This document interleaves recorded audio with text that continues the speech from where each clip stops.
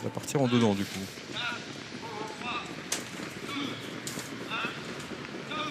C'est parti pour cette deuxième course, le prix de Langeac, avec un bon départ le long de la corde pour Classic Dream, alors que le numéro 2, Kimi Djali, est parti sur un temps de galop. Cracus de Guèze a été très prudent en début de course. Kilt est bien parti avec Kanchenjunga et Corinto Bello. Kilt donc qui se retrouve aux commandes de l'épreuve. Kanchenjunga se rapproche à l'extérieur et passe deuxième. Le long de la corde, on retrouve Corinto Bello, le favori, qui est en troisième position. Il y a plus à l'extérieur Caporne qui tente de se rapprocher. Cavani a été fautif à l'arrière. On a également plusieurs chevaux fautifs. 4 d'Or Josselin qui s'est montré indélicat et King Stallion. Effectivement, et Kilt qui accélère en bas de la descente pour rejoindre Corinto Bello à l'extérieur. Kanchenjunga derrière les leaders, Capitano Delou avec le long de la corde Classic Dream. Caporne qui vient ensuite. Corinto Bello au galop, le favori de la course qui s'enlève et qui va être disqualifié.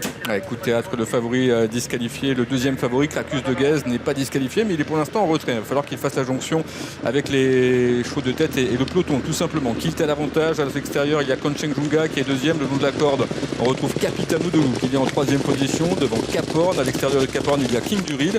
À l'arrière, le 12, Classic Dream, est toujours en retrait. Le 3, Cracus de Guèze. Cracus de Guèze qui va sans doute rentrer dans sa course, là, la partie montante qui commence maintenant sous l'impulsion de Kilt avec Kanchenjunga deuxième, Capitano Delou troisième, Caporne en quatrième position devant Classic Dream. À l'extérieur, King Duril, et en retrait toujours Cracus de Guèze qui va commencer à être actionné alors qu'il reste moins d'un kilomètre à parcourir. Il n'a pas encore fait la jonction, Cracus de Guèze. Il se retrouve à 4-5 longueurs environ du numéro 6, King Duril, qui est à l'arrière de ce peloton. Devant, accélération de Kanchenjunga qui déborde Kilt, qui perd du terrain maintenant. Capitano Delou est en deuxième position. À l'extérieur, on a Caporne qui se rapproche, et voilà Cracus de Guèze maintenant qui fait la jonction avec le peloton. Kanchenjunga a pris les commandes et a relayé donc en tête Kilt qui a plafonné avec en dedans Capitano Delou. Caporne qui se rapproche avec Classic Dream en quatrième position. En retrait King Duril et Cracus de Guèze qui est encore loin. Le tournant final avec l'accélération de Caporne qui a pris l'avantage, qui a débordé Kanchenjunga qui passe en deuxième position. Classic Dream se rapproche avec les ressources et bien troisième devant Capitano Delou, alors que Cracus de Guèze progresse maintenant à l'intérieur, direction l'ultime ligne droite. Sorti bientôt du tournant final, Caporne a l'avantage. Il va tenter de résister à Classic Dream qui se lance à sa poursuite. Kanchenjunga tente de résister en troisième position avec Capitano Delou.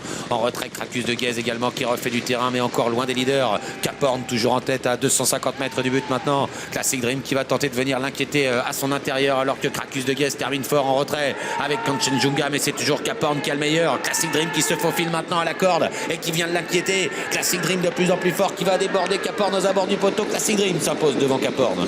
Troisième place.